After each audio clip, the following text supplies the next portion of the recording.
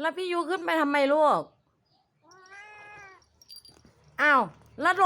แล้วจะลงได้ไหมเดี๋ยวตกนะ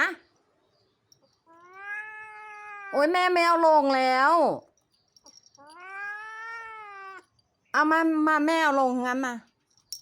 มาโอ้ยคนเก่งโอ้ยคนเก่งของแม่เอาไป